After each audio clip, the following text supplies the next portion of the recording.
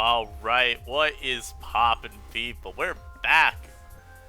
And look, so we got a VR update, and well, it may be a little bit weird to have a VR update literally 2 days after the tier shifts. It's with good reason.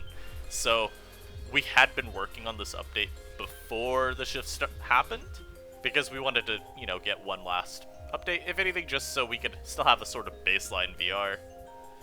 And because, a couple weeks of Smogon's Champion League had happened, and there were enough things within the metagame that were, deemed significant changes to justify this. So, took a little bit of time for everybody to get their votes in, so it does come out a little bit of an unreasonable time, or not unreasonable, but unfortunate, where, Celebi just rose to RU, which is going to have some ramifications, at least, for the rankings. But we still put the update out, because there are certain changes that really should still hold true, I would say. Now let's get into it. Now, of course, as always, if you're liking the content, I'm gonna let you know right now, you should just press the red button that says subscribe, if you haven't already. And if you have already subscribed, man, just drop a like. You support me, and I enjoy being supported. Let's get into this. So, one of the big, because there's another change down here that, probably see right there. We'll talk about that when we get to it. But one of the big changes, of course, is Talonflame rising to S rank. Now, if you've been keeping up with SCL, you'll notice that Talonflame has been on like 70% of the teams. So I don't know if that's the actual number, but it is really getting crazy usage, and for good reason too. Talonflame offers just a significant amount of utility to teams, between it being not a great check to fighters because, the bulk isn't particularly amazing, but you do dissuade a lot of those fighters. I mostly like Passimian and Sirfetch'd from clicking close combat a whole bunch, just due to the burn threat, which is really helpful. You are really good at supporting a lot of the breakers in the tier because of U-turn, so you can get those mons in freely, and also just because Talonflame draws in a particularly specific pool of Pokemon, I would say. You get things like Xatu, Diancie, maybe Heatproof Bronzong wants to switch into you if it has Rest, because it doesn't care about a potential Willow. Even Rhydon may switch into Talonflame, and so you're really good at getting in some of those wall breakers that take advantage of those Pokemon. I would say Fast Guzzlord would be a pretty good example of a mon that does. And by Fast Guzzlord, I mean it just runs max speed because, well, helps avoid speed creep issues from opposing Diancie and Sylveon. But I think another big thing that has helped out Talonflame recently is Swords Dance sets, or just setup sets in general, because Bulk Up's been used a little bit, but mostly Swords Dance. So these more offensive Talonflame sets are kind of nice, particularly because they catch a lot of people off guard, expecting just the standard utility set. And with Flying Stab, be it Brave Bird or Acro, Flare Blitz, Steel Wing, you got some pretty decent coverage. So it's a pretty decent Diancie-ler, and if the opponent lets, say their Mudsdale or their hell, even Bronzong, if they're Heatproof, Flare Blitz still does a lot to Heatproof Bronzong. If those bonds get too low, because of how fast Talonflame is, it's really easy to get into a position where you can clean. A lot of teams rely on Pokemon say, if they're not running a Scarfer, it may be their own Talonflame, or maybe Salazzle plus another just generally fast Pokemon. And Talonflame is really good in those kinds of teams, where they don't have, say, a Scarfed Heliolisk or a Scarf Rotom-Mow. And the rise of Scarf Teatrum, sure, it hurts those sets a little bit, but I mean, one, it's not very hard to build to prep for Tyrantrum. A lot of teams just naturally are really well prepared for it, and that's only going to be exacerbated further with the drop of the Blade. And two, I mean, look, man, just dodge Head Smash, forehead.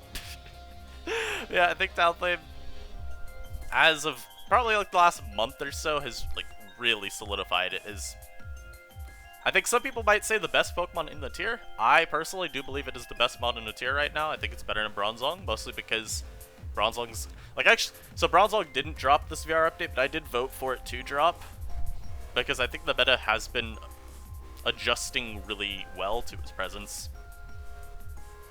That's beside the point, man. Talonflame good. And next up, we see Guzzlord rising up to A+.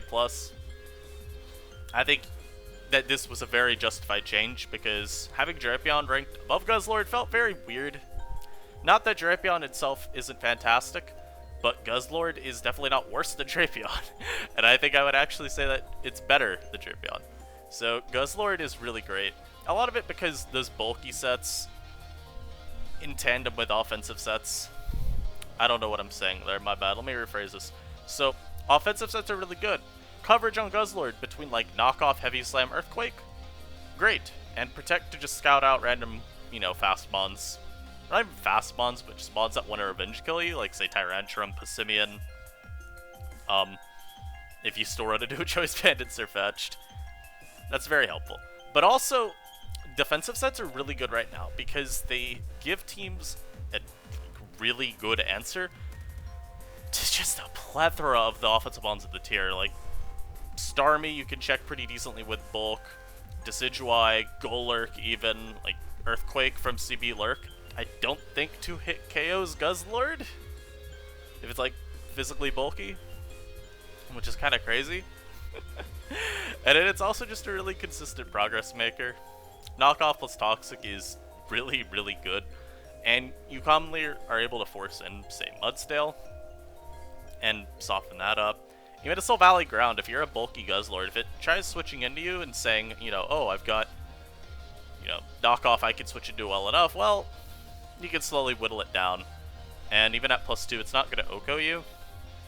And so you can at least try to leverage your positioning around it. You know, gives you time to let it SD in your face. And then you can force some 50-50s between Guzzlord and maybe your levitating / flying Pokemon on your team. So I do think that's really helpful. And rising up with Guzzlord is Xatu. So I think a big part of Xatu's rise is to Pokemon, one of which Celebi, which is gone now. It's not that Xatu was some incredible check to Celebi, because, you know, it can keep boosting up versus you pretty freely, and not worry too much about what you have to do back, because you're really only going to be threatening it with Nightshade in terms of damage. But you at least could slow it down, you know, sometimes literally if you had Thunder Wave. Yeah, it had Natural Cure, but Thunder Wave was still a decent move to force it out if it starts boosting and maybe getting problematic. But also Bronzong. Xatu's rising has a lot to do with its incredibly positive matchup against the Stealth Rock setters in the tier. So like Copperajah, unless you're like offensive Stealth Rock Copperajah, you're probably not beating Xatu. Mud-Scl, even if you run some offensive investment, you're probably not beating Xatu. And then that also has its own opportunity cost associated with it. Diancie, unless you have Moonblast, you're probably just getting power points stalled by Xatu. Bronzong, Keck W. That mod is not ever getting past Xatu, even with like 6 Iron Defense boosts, man. You know what, fuck it, you can go to 12, you're still not breaking Xatu. And so, it's just really nice to throw on teams, especially ones that maybe are a little bit more hazard weak, and use Pokemon like, say, I mean, hell, Sneasel, Idolus, SD Talon. It's a really good enabler for those, just because it gives you that extra insurance. It makes it easier to not want to have heavy-duty boots on those Pokemon. But also, it just supports, it's like Talonflame. It supports a lot of the wall breaks of the tier really well, especially if you go like Teleport, because then you can get some of the ones like Explode onto the field really safely, and not have to worry about, you know, oh, how do I get this really frail breaker out here safely so that it can actually give my team something? Which I think is really cool. And then too, Xatu's just got a lot of like, its move pool is really deep, and so there's a lot of cool stuff you can do with it. So like you got Future Sight, so you can do some like budget future porting with it. You've got moves, you know, you can also do U-turn if you really value the immediate pivot, which I think some teams do. We talked about T-Wave. You can also do like Toxic Protect, because that combination is just overpowered. And please remove Toxic from every Pokemon. Not bad. I mean, we saw from SCL Week 3, there was the Demon Weakness Policy, Cosmic Power, Stored Power Xatu. It's got a lot of coverage. You've got moves like Heat Wave, Grass Knot, Dazzling Gleam. So if you need to have like some just random method of forcing damage onto a certain Pokemon. So like Gleam for Guzzlord, for instance. You could do that, and I think that's pretty valuable. It's a mon that you could really edit to a team's needs, which I think gives it a good amount of value. Next up, we got Goodra. Now, Goodra, again, we talked about this last time, but I think it's very funny to see Goodra's little character arc here of at one point being considered pretty much a meme of a pick, and now being considered one of the better breakers of the tier. You can contrast it to Regidrago, which is currently in a tier, and instead of just clicking one move and breaking through teams, Goodra's blessed with a whole bunch of coverage. And so, you know, most common sets like Draco, Fire Blast, Iron Tail, T-Bolt, if you predict properly with Goodra, you are going to get a lot of mileage out of it. And I do think it's also just really valuable to have a Pokemon that can lure in something like Diancie very effectively, and support a teammate like Nasty Paw Salazzle, for instance. Or even just, like, weakening Bronzong. Even Heatproof variants, Draco is going to do a good amount of damage to those, and that can open up a Salazzle to actually KO it with +2, say, Overheat if they run it. Or Flamethrower if that's their best move. And I think defensively as well, Goodra, a big reason that it got, or that it's continued getting so much usage, was it was like a decent, like, soft check to Celebi. You didn't faint to +2 Life Orb Psychic, and you could Revenge Kill with Fire Blast. Rotom-Mow as well. You are still a great check to Rotom-Mow. That mod has been prevalent for God knows how long at this point. And just other miscellaneous special attackers as well. You can emergency answer a Shell Smash Blastoise.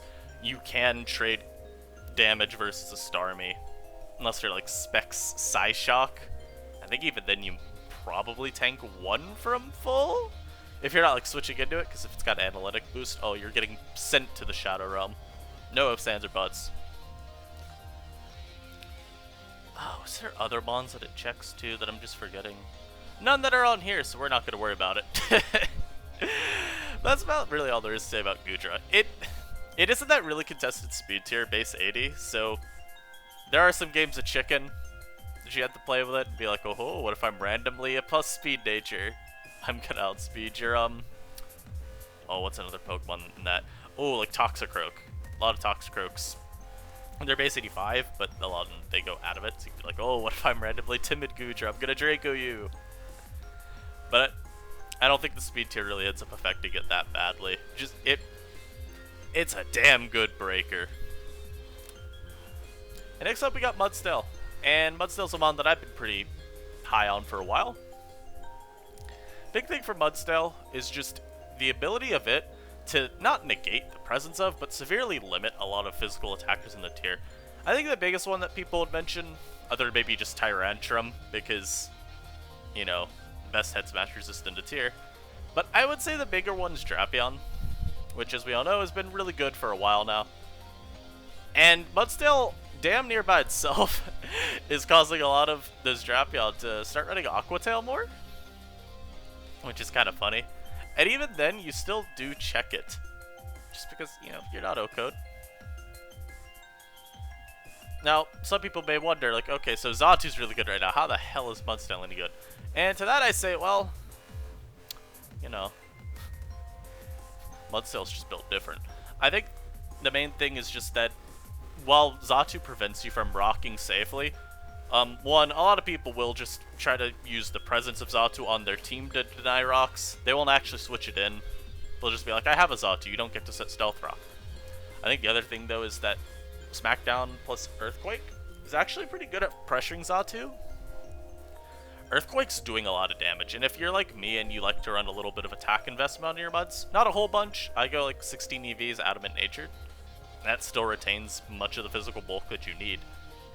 But if you do that, then Xatu is like actually taking upwards of 50 from Earthquake.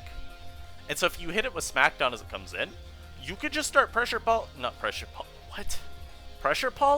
You could start PP stalling it out of roosts, and that makes it a lot harder for Xatu to function.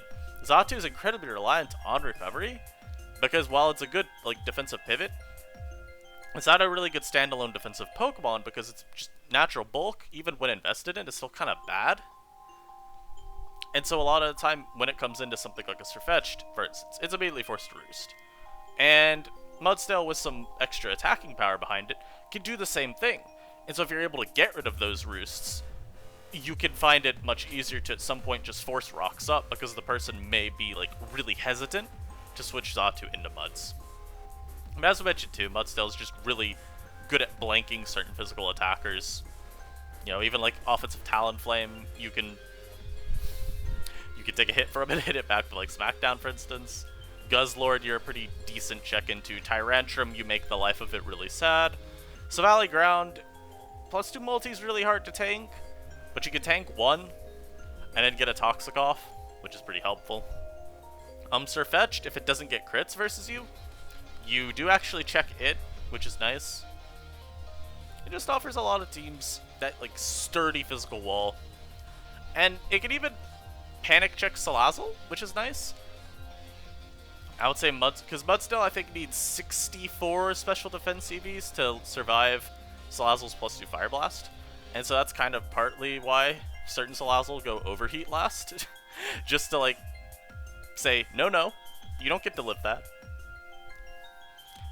Kind of force a lot of Pokemon to adapt just for its presence alone, which I think is valuable. And hell, it even sort of checks Diancie, which I'll take in this meta. I will gladly take. And next up's nice little Mantine Rise. That's a little Mantine to A-. Now, I don't have too much to say about Mantine. It's done the same thing forever in the tier. Hurricane, Scald, Toxic, Roost. Sometimes Defog is on there. But as Vaporeon's not fallen off at this point, I don't think it's really worth saying Vaporeon's falling off anymore. It's just kind of stabilizing. But because Vaporeon isn't just the de facto best bulky water type to such a large margin anymore, Mantine has become a lot more justifiable on teams. Also helps because of Mantine's like speed. You can invest in it to get surprise, like not surprise KOs, but you can get surprise outspeeds. I don't know what noun I'm trying to use there. But you can catch Pokemon. Oh, I know how to say it now. You can catch Pokemon like Golurk off guard. There you go. You catch them off guard because of speed investment. And chunk them out with Scald. You are a kind of a Toxicroak. I don't want to say you're a Toxicroak lure because that doesn't feel correct. Mantine runs Hurricane so frequently, so it's like they know you have it. But it's nice because unlike Vaporeon, you can actually threaten Croak. I think that's pretty valuable. It just sort of just offers a little bit of a different dimension Vaporeon, because you're not as easily exploited. And if we're looking at this meta in specific, Hurricane Mantine was really nice for helping pressure Celebi. So unlike Vaporeon, for instance, Celebi didn't just come in versus you and freely set up to +50. It actually had to worry about Hurricane. Same thing with Rotom-Mow even. Vaporeon wasn't as bad off versus that because you could always like Scald Burn it and then like play from there, I guess. But versus Celebi, it wasn't really as great a line. And even versus like Heliolisk, I mean, Vaporeon could Toxic over Heal Bell, but that comes with its own issues. Mantine doesn't even get Heal Bell, so you don't have to worry about the opportunity cost. So you can Toxic a Heliolisk as it comes in. It's just the move slot, access to Hurricane, and then just like move slots being a little bit freer in some regards of Vaporeon, I think it helped out Mantine. And we see both Pass and T-Trum rising up to B+. I'm going to talk about them at the same time because they rose sort of for the same reason. And that's because they're both picking up traction as a Choice Scarf user. Tyrantrum still has a lot of power behind its attacks, even if you don't go Bandit. And because they're Mons like Bronzong and Mud-Scl, they're sort of going to wall you for a while, even if you've got a CB. You look at it and just be like, you know what? Nah, I'll run Scarf. You know, T-Trum's a good offensive check to things like Salazzle and Talonflame. And Passimian is like... I value Passimian because of how it can force knockoffs onto Pokemon like Talonflame, for instance. I do think that's actually quite helpful. Also, as I'm looking at the update here, didn't we rise a Scavalier from B+ to A- in the voting? I swear that we did. Anyhow, That's not really important at this moment. But Passimian's like a Scavalier in that vein, and so if you've got a Pokemon like say SD Sneasel that values the extra chip on the Talonflame, forcing it just to be lower when it comes in, so it can't revenge kill you, I do think that's pretty good. And also, something I like about Passimian compared to, say, you know, Scarf Heliolisk, or just, you know, utility Talonflame, is, and this applies to Teachum too, but these are Pokemon that aren't, I don't want to say passive, but they just have a lot more natural strength without a boosting item. And so, they're a little bit better of revenge killers, I find. Yeah, Teacher Master on Head Smash, which sucks. And Passimian's got CC, which is pretty exploitable in NU with Pokemon like T-Flame and Vileplume. But at least in a vacuum, I find that they're at times a little bit better at revenge killing than some of the options that we've been using. They're no Rotom Mow, which is probably the best Scarfer in the tier, because there really aren't a whole lot of great. There are a lot of Scarfers that I would call great at NU, but they do give it competition for a slot. And you can also look at, especially Passimian, is one of the better pairings for some of the strong special breakers of the tier. You know, I think about like Exploud. It's got really good synergy with Exploud. You draw in things like Mud-Scl, Vileplume, Talonflame, and you just get Exploud. All these free opportunities come in and start boom bursting. And now, the most you all have been waiting for is Silvally Ground. Now, I'm not going to have a whole bunch to say about it, because we've talked about Silvally Ground in a lot of the SCL coverage. But Silvally Ground fits into the metagame, or the previous metagame, really well, because it opened up these cores that we hadn't seen since Flygon was in the tier, of slower steel plus faster ground type. And in defensive cores, there's a lot of value in having speed. That's kind of why I like Mantine as well. It just gives you a little bit of an extra speed boost in a defensive core. It's why Talonflame is so good. And Silvally Ground with Sword Stance is also just an incredibly potent cleaner. Bronzong is, like, it is why Bronzong is going back to running Levitate a little bit more nowadays. Like, just Ground Valley, otherwise, a lot of the Pokemon that you're using to, like, reliably check it, or not even reliably check it, but to eat up a multi, are just these generic physical walls that are still pretty susceptible to being overwhelmed. Like, there aren't many Pokemon that you can look at and go, oh yes, this is a consistent Silvally Ground check. And if you're looking at a lot of the ground immunes, you know, it's got Rock Slide, so things like Talonflame aren't really safe. Rotom Mow, even if it's Scarf Rotom Mow, you could run Flame Charge really easily. Celebi, when it was here, sometimes it ran U-turn instead of Flame Charge and went full sail, or not full sail, full send on, like, more of a like, wall breaker oriented roll.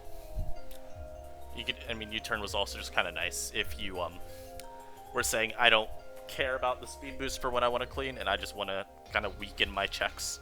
You could draw in things like Bronzong, chip them down with U-turn, and then look to just clean later on in the game. I mean, you're not cleaning versus a Bronzong later on if it's Levitate, but you get what I mean. You're able to soften up things like Celebi. Maybe just outright remove them. And hey, it's a ground type. NU doesn't have too many of them. So actually, being a ground type that outspeeds non-Scarf Rotom Mow is just also kind of, like, nice. Like I said, Flygon vibes. Next up's Comfey.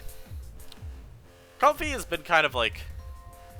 Again, like, you compare Comfey to Sun and Moon Comfey, and it's a lot different, because it's not anywhere near the same level of, I will take this game over, as it was in that gen. You know, it's lost hidden power, and that's a huge hit to its viability, because now you can't, like, slowly... I don't want to say wall break for yourself, because saying that Comfey was breaking with hidden power just feels wrong on some sort of spiritual level. It's also kind of funny to think about Comfey relative to SM, because even back then, I would say overall, like, answers to Comfey were about the same as they were now, and about as annoying to get by, because, you know, poison types, fire types, and steel types while Hidden Power Ground did cover a lot of those Pokemon just in one slot, man, have fun queuing into Golbat if you don't have Hidden Power Psychic. Have fun queuing into Weezing even. You know, you can maybe cheese up win against Weezing, but still not easy. But the reason Comfy's gotten a lot better is these Subseed CM sets, they actually beat like Iron Press Bronzong, which is pretty cool. And just in general, Triage is still a really strong ability. If you play Capital, let's get a real good reference here. This Catmon Revenant, which has been quite literally memed on to hell and back for most of its existence, at least as of the past few generations, is actually considered viable now, and it's because people finally started using it. And it's like, wait, we gave Triage to a Pokemon with actual moves and stats? Wait a minute. And so while Comfy doesn't have actual moves or actual stats, you still do have Triage Draining Kiss. And if you're able to get those boosts, which Subseed Comfy can actually, do, it's got some matchups where it just takes the game over. So there was an SCL game, and I talked about this in the Week 3 coverage, but On Arceus brought a very bad Comfy set. It was Subseed, not Subseed, it was, what even, oh no, it was CM Synthesis U-Turn D-Kiss. And looking at Kushalos' team, Comfy in a vacuum actually just 6-0'd, especially when he got the Sleep Powder off on Salazzle. Like, he could have won if he was Subseed. And I'm referencing this game to show, like, there are matchups, even where there's, like, maybe a hard counter, where because of Leech Seed's ability to just kind of consistently force progress, even against some of your more sturdy answers, Comfy will cheese out a win. It is very much like SM in that way. There are some matchups that look dire, but because of Triage, and just the other tools in Comfy's kit, back then, you'd be looking at Empower, this gen Leech Seed, but you could still find a way to make a bad matchup into a good matchup. Now, there are still some horrific matchups. Heavy Slam Bronzong? Yep, have fun! Have fun, buddy! Matchup into, like, say, Vileplume? Yeah, you're probably not winning that one. If you're really unfortunate, you queue into, like, Haze on, a Mantine or a Vaporeon. For some reason, they're still running that. Yeah, I mean, I think you just kind of hold the L there. But if you get that dream matchup where your opponent's ways of, like, dealing with fairies are, like, through, Bronzong plus Talonflame, like, non-slam Bronzong, you might just be finding yourself with a decent chance of winning. And it's Scrafty Heroes to B-. Now, I honestly don't even remember what I voted for Scrafty. But, I mean, it's like Comfy, in that there are some matchups where it is really good. Because your opponent won't always have a fairy type. And so, bulk up sets have those matchups where when you're not posed with the question of how do I beat this Diancie/Sylveon, you can kind of manage. When Talonflame's a team's like only response to fighters, you're looking pretty happy because Brave Bird at a point just stops threatening you with bulk up, which is pretty good. And Ghost Resists, I don't want to say they're at a premium in you, because Guzzlord and Drapion are just so good. But it is still nice to have a mon that can sort of dissuade Decidueye and Golurk from spamming out Poltergeist. Duraludon rose from C to C+, and I think some of this is just Bird's role as like an offensive stealth rocker. You see a lot of these more offensive teams employ it with a Jetpack, which helps it really keep up momentum. It's a dragon type, much like Dragalge, that can sort of force some chip onto Sylveon. Also just outright remove Diancie. And in Dark Pulse, it's kind of cool for luring in and forcing damage onto Bronzong. Really all I have to say about this mon. Then we get some new rankings. Inteleon was re-ranked in C, because I think this is partly me speaking from personal experience. There are teams that you can build that are reliable, but shaky into Inteleon, because you can pretty easily find yourself with water resists, but that aren't really great water answers. So I'll build structures like Guzzlord plus a grass, or like Guzzlord or Goodra plus a grass type, and be like, yep, these are my water resists. And, then I end up with shaky counterplay to things like Inteleon and even Starmie. is because I don't have that real, like, just safe Vaporeon to go to, or, not Inteleon, or a Manti to go to. And so I think Inteleon could find matchups where it's actually pretty, like, good. It just needs, like, maybe a prediction or two to go correct for it, with an Ice Beam onto an opponent's Water Resist, to open up the potential for sweeping. Inteleon's also really naturally fast. Like, the only mon in NU that outspeeds it naturally is, like, Talonflame. And a lot of Talonflame do run EV spreads that are slower than Inteleon. Like, they'll run just to outspeed Salazzle. So, it's not that bad an option. Next up is Indeedee female getting ranked. Turns out expanding force plus the decent coverage that it has makes it a pretty okay breaker. Really all I have to say about that. Togedemaru got ranked. I voted to keep it unranked. But it's gotten some usage in SCL. And wish sets aren't that bad. It's like, it's not a great answer to, like, Nasty Plot Rotom Mow, but it's not the worst either, and you could switch into it and wish pass into maybe, like, say, I'm trying to think of a mon that you'd actually wish pass to instead of just hard switching into, and it's very hard. But Togedemaru plus, say, Guzzlord or, I guess, Goodra. I don't want to say Guzzlord, though, because its HP stat's so big. A Togedemaru's wish is giving it back, like, 20%. But you get the idea, right? It's like sort of a Rotom Mow check. You need U-turn to be anything into Rotom Mow. But, I mean, Toxic isn't bad in Rotom Mow. The problem is Nasty Plot Pain Split Rotom can actually sort of just still beat down teams that have Togedemaru as their dedicated Motomancer. But it's not the worst. You resist Leaf Storm, you're immune to Volt Switch or whatever electric move it has. You can get Chip off with U-turn, you could reposition your team, get something else in front of it that maybe needs that damage, and then KO it afterwards. And even get them in healthy if it's a mon that, like, tanks a hit. It's like maybe, I don't know if I'd ever love this line, but, you know, wish into a Talonflame on the Leaf Storm. That could be a line you want. I'm trying my best to defend Togedemaru, but it's hard. I'm not a believer. But let's go to a mod. I am a believer in Sneasel. Ooh, SD Sneasel, man. Triple Axle, broken. And Sneasel's speed tier is also just really nice. There are some unfortunate mons that you miss out on. You know, Salazzle being probably the biggest one, and then of course getting hit by the Talonflame vibe check. But as I mentioned earlier, I think there are a couple Pokemon in NU that are really good at knocking T-Flame. And if Talon gets knocked, it becomes so much easier to pressure and get into range of +2 Ice Shard. Now, Sneasel's very awkward to build with. It doesn't really provide the defensive utility of Drapion or Guzzlord, because it is just so much more frail. And so you don't really get to utilize anything that the dark typing gives you.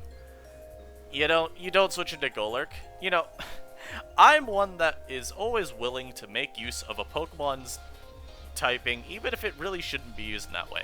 I will hard switch a Heliolisk on Golurk if I'm predicting Polter. You know, why wouldn't I? Makes sense. I'll do the same with any other random Frailmon we get. You think I won't switch, There was another normal type that I was thinking of that would switch into Polter from Golurk. A Charmer. Oh, no, not Snorlax. No, not that one. That one's actually got bulk. But, you get the idea. Sneasel can't do that. If I try switching it into Polter, I might still get O-code through my resistance to it, or I'm taking like 80. But it's a viable enough pick. I think late game, it's got a lot of good potential because that speed tier is so good. Triple Axle, if you hit your Axles, is such a strong move. I think it rewards if you can find that composition to fit around it that enables it properly. I think you can succeed with it. It's just not as straightforward, I think, to get mileage out of it, such as like Drapion and Guzzlord. And now let's look at mons that drop. Now Rotom Mow continues its tumultuous time in NU, where it gets super hyped, and then it gets super prepped for, and then it sort of like still's at the top of the meta.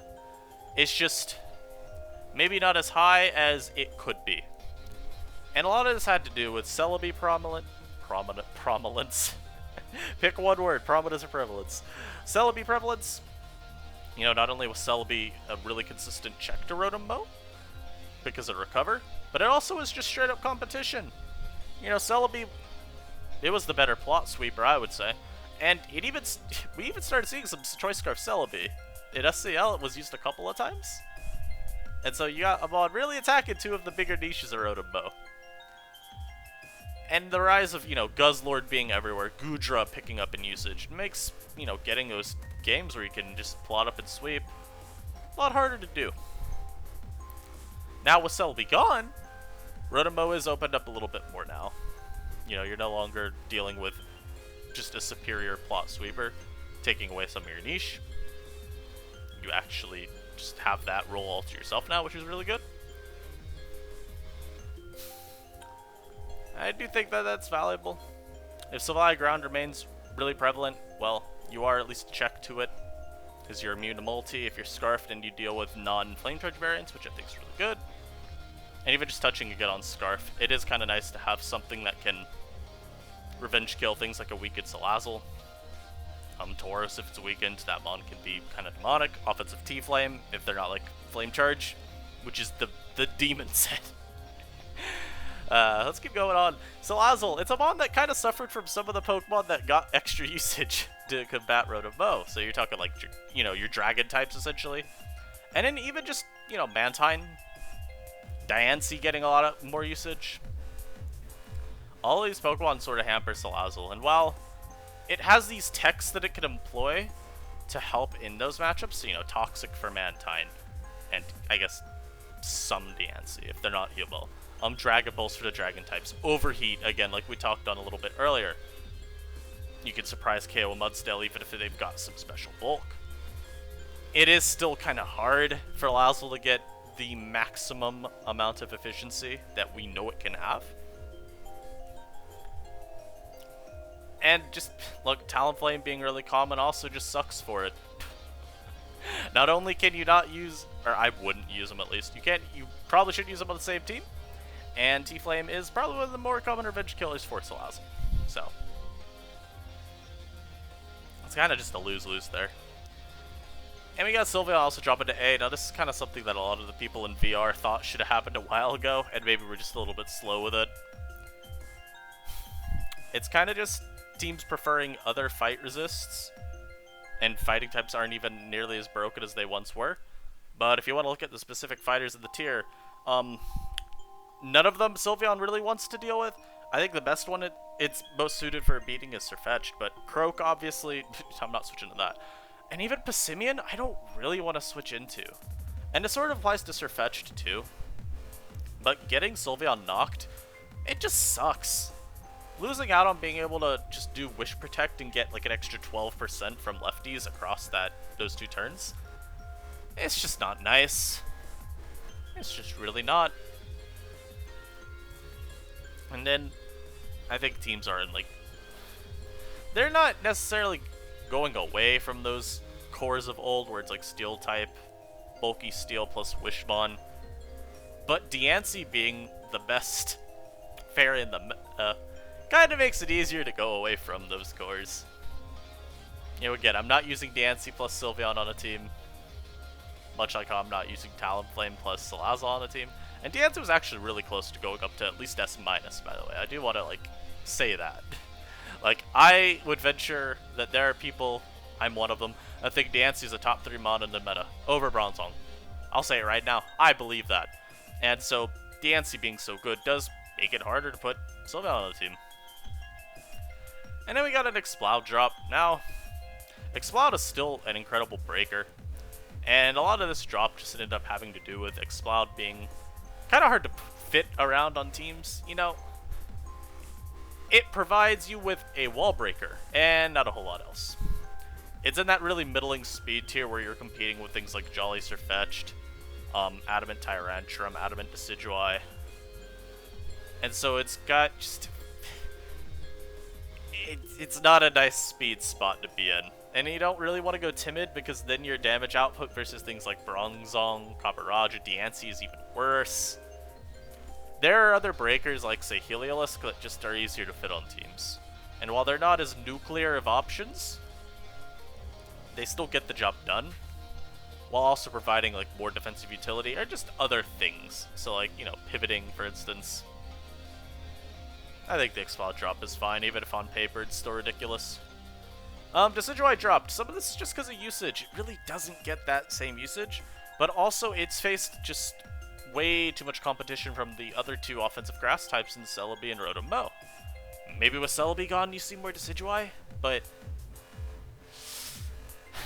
at a point, yeah, sure, usage doesn't correlate directly to viability, but it can give you some insight onto how people view a mon.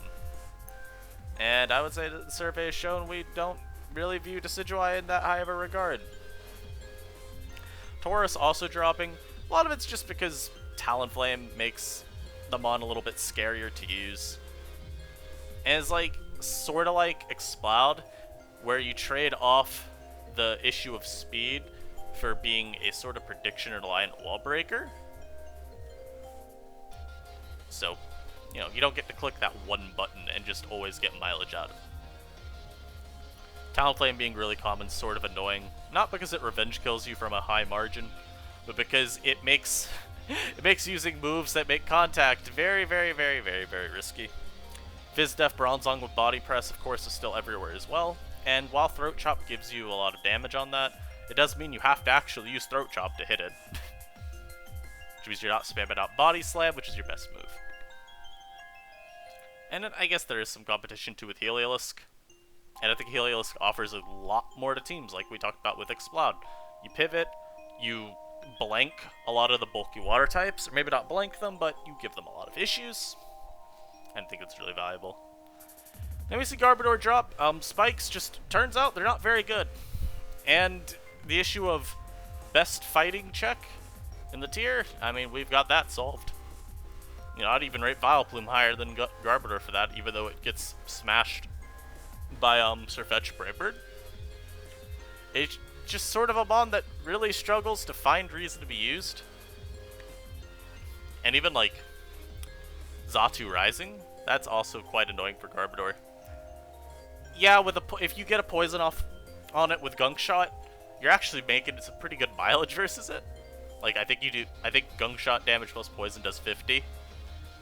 But it doesn't mean you're never getting that spike up, so kinda takes away most of its reason to be used. And then we see Glastrier drop. Now, this mon just also doesn't really get used. Physically defensive Iron Defense Bronzong is still really common, which kinda just shuts it down. I mean, I just want to be told what Glastrier gives teams that I would use it for. Because I can't think of a thing. Even Diancie being so good is sort of annoying for it. Because, you know, you can get Diamond Storm boosts. And you can contend with it with Body Press that way, so have fun. Ninjask drops. I think it should have dropped more than B. But Diancie does not fold randomly to like U-turn or Acro. Copper is actually like sort of getting more usage again. Particularly those sets with lefties, so you know, do struggle to get past them. And even the other two steals in Bronzong and Escavalier, you gotta get damage on them to actually OHKO them. Talonflame being everywhere is really annoying, especially if Talonflame starts running offensive sets more. Not because offensive sets are a great answer to Ninjask, but because they take away a huge part of the reason to use it. And if we want to talk about new mons at all, I mean, Doublade literally takes 4% from U-turn. So I don't think things are going to get any better for Ninjask long term. And we see a Kingdra drop. This has just kind of been a thing for a while with Kingdra. It was a mon that people would use on teams as like a designated Vaporeon countermeasure. Something that just exploits Vaporeon's horrible issues of passivity. And with that not being necessary to as great an extent anymore, we see Kingdra go down the rankings a little bit. And also, there's just better options for doing that, I would say. Especially at the time that we were voting, with Celebi being around. I see a Quagsire drop. Now, in my post, I pretty much said this is like kind of just reflective of Stall never taking off with Quagsire's addition. And there's talks about it maybe being like a decent balance Pokemon that can negate some physical setup sweepers. Well, Quagsire not really been used on balance like that, so it just doesn't really do much. And yeah, we are kind of just speedrunning these last few mons because we're like 45 minutes in, and my voice is definitely starting to leave me, so I want to make sure I get through this. Silvally Ghost. Yeah, so Silvally Ground is just better, turns out. And other ghost types are just better, it turns out. So, there's not really a whole lot else I have to say there. Drapion as well being super good is sort of annoying for it. I think I don't remember if it's that you can OHKO. No, there's no way you're OHKOing it with +2X's, or let's not even think about that. But both Drapion and Guzzlord being really good just makes it hard for this mon to set up and sweep. And while you could talk about, say, like, sub-SD sets being good countermeasures to Iron Defense Bronzong, I do think that Iron Press Bronzong was falling off a little bit on the time of this update, and that there are other methods of counterplay towards it that were found that don't have you using, frankly, suboptimal Pokemon. And Machamp also falls to C. It could have been unranked, and I wouldn't have batted an eye, but Machamp just doesn't have a reason to be used. The sole niche, at least, that I could think of for Machamp is that, unlike Sirfetch'd, it doesn't care about status because of Guts. But that's really the only reason. And I don't think pairing Sirfetch'd with Diancie for Heal Bell is a very tall order.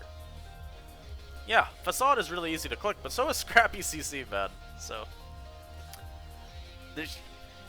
I just can't think of a team where I would ever decide, you know what, I want Machamp over Sirfetch'd. It just doesn't exist. Absol was unranked.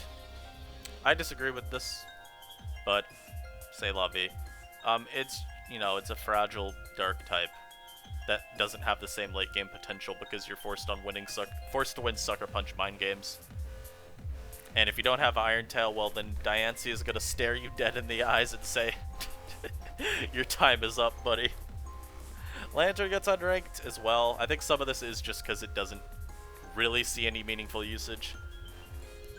I think Lantern is like your quintessential usable Pokemon, where it's not that it's unviable per se, it's more just it's not viable enough to justify having it on the VR. And then lastly, Rabombi's unranked because it's just not good. Yeah, I mean, if a Pokemon mandates Magneton support to be usable, that Pokemon is probably not very good. That's really all I have to say about him. Also, even like Talonflame gives it hell. But that's gonna be it for this one. I'm very interested to see where the tier is gonna go with the new drops. Now, obviously, I don't expect all of the drops to stay, and I guess even the rise of Celebi, how that'll affect things.